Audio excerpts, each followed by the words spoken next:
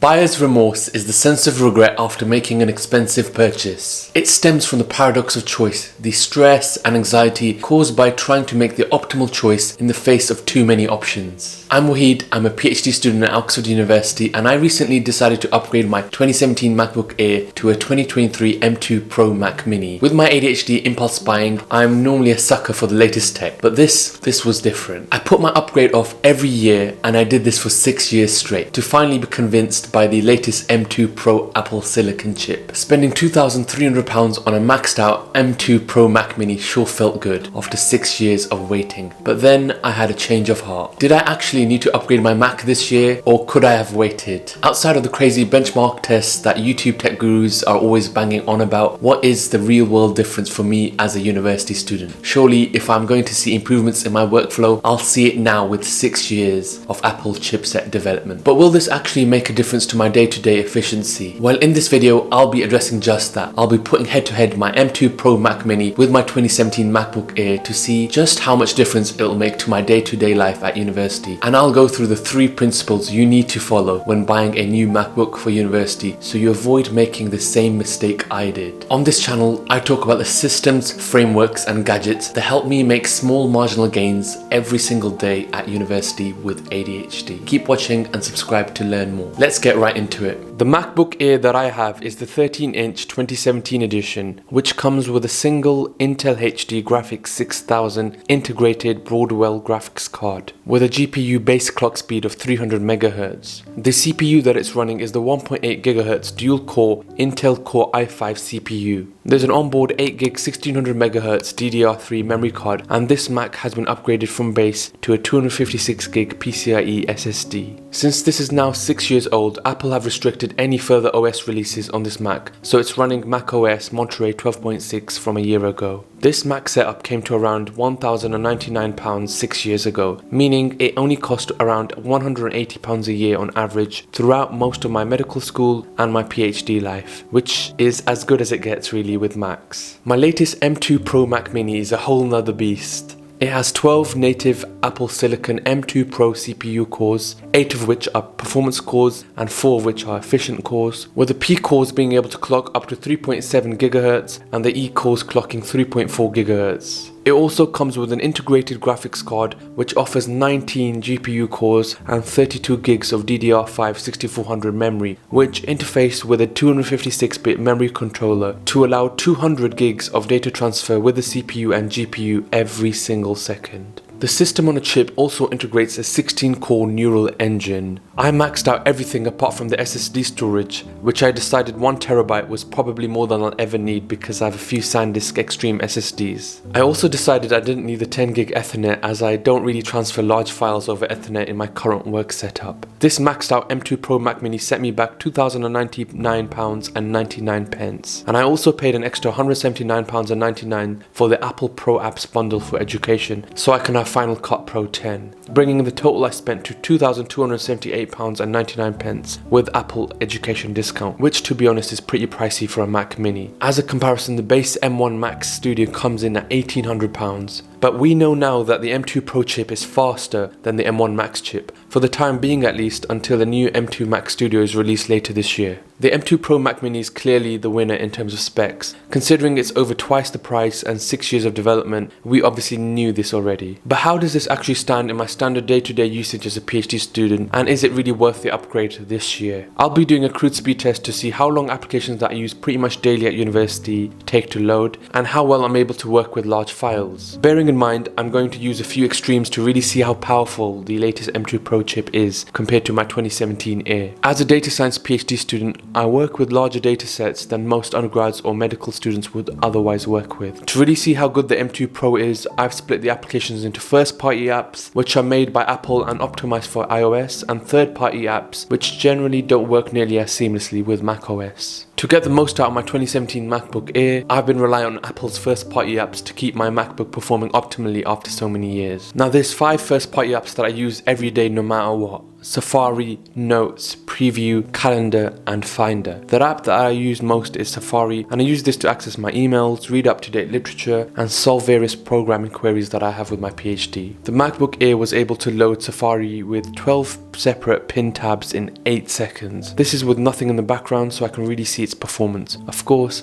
I'd have a few other apps running in the background usually. The M2 Mac Mini performed impressively and was able to get Safari up and running with the same 12 pin tabs in less than a second. I use the Apple Calendar app daily to plan out the 3 most important pieces of PhD work I'm going to be working on. The MacBook Air performed really well with Calendar and loaded it in only 2 seconds. The M2 Pro was lightning quick and loaded it even quicker in less than a second. I use Notes to keep a track of my programming scripts, and the MacBook Air was able to load Notes in 7 seconds versus the M2 Pro's 1.5 seconds. As well as these first-party apps, I also regularly airdrop myself files that I want to view on my Mac. This is 172 megabytes of a PDF of Kumar and Clark's Clinical Medicine, which was my go-to book at medical school. Using the same exact internet connection and Bluetooth distance, the MacBook Air was able to save the file in 14 seconds, and the M2 Pro was able to save it in 12 seconds, so very comparable on this front, despite the M2 Pro having Bluetooth 5.3 and the 2017 Air limited to Bluetooth 4.0. As a YouTuber, I'm always transferring large files between my portable SSD and my Mac. For this test, I'm using the SanDisk Extreme V2, which can read write speeds of up to 1050 megabits a second. The MacBook Air from 2017 doesn't unfortunately have a USB Type-C connection, so I was forced to use the USB Type-A, which is only 2.0. And I was able to write this 8 gig file onto the MacBook Air in 32 seconds, which is around 250 megabytes a second of write speed. But with the Mac Mini's Thunderbolt 4 ports, I was able to transfer the same exact file at USB 3.2 Gen 2 speeds, uploading it in 12 seconds with a write speed of around 750 megabytes a second, which is a whole 20 seconds faster than the Air. And I can really see this making a difference to my YouTube editing setup, being able to transfer larger files quicker. But this difference is negligible for my university work, as I'm rarely ever transferring files from my external hard drives. Third-party apps. In terms of third-party apps, I tested 9 applications to see how quickly they could be compiled in my 2017 Air and my 2023 Mac Mini.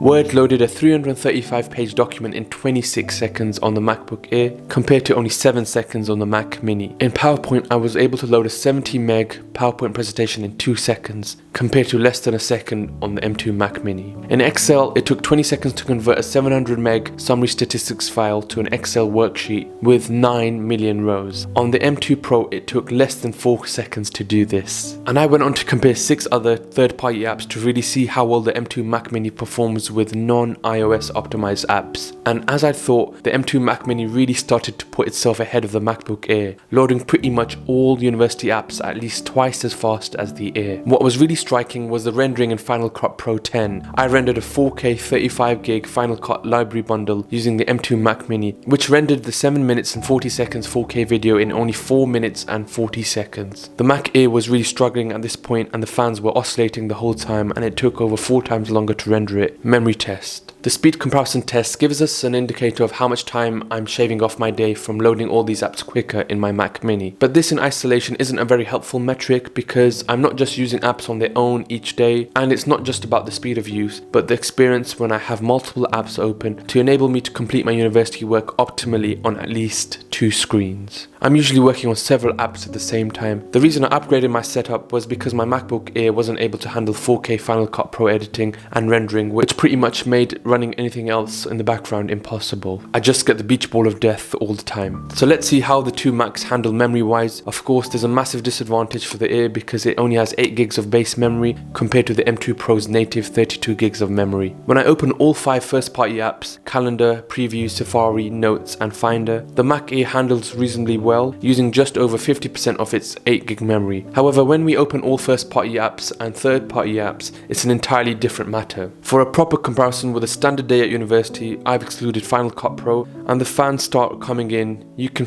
really feel the Mac struggling as soon as you try to do any work, and the memory usage climbs to over 75%. The moment you add Final Cut Pro into the mix, the computer just begins to go into overdrive, and it starts throttling the CPU and GPU, and the user experience is just a lot more dampened. With my ADHD, I do like having lots of apps running at the same time, so this is where I'm really glad to have upgraded. With the M2 Pro Mac Mini, when opening all 5 first-party apps, the computer is using a lot more memory comparatively. It's using 16 gigs of memory, but this is comparable to the Air, which was was also using 50% of its available memory for this test. However, as soon as we start loading all the third-party apps, the memory usage only increases to 20 gigs, and even with Final Cut Pro running, we're at just over 60% of the Mac Mini's available memory. The computer still has over 12 gigs of available memory despite me throwing everything at it. Even whilst rendering Final Cut Pro videos with everything open, I find the M2 Mac Mini never goes over 25 gigs of memory usage, meaning we have a lot more upswing and I could probably do some more extensive projects if I needed to. This crude head-to-head comparison has shown me just how powerful the M2 Pro Mac Mini is. It came out on top in the spec category,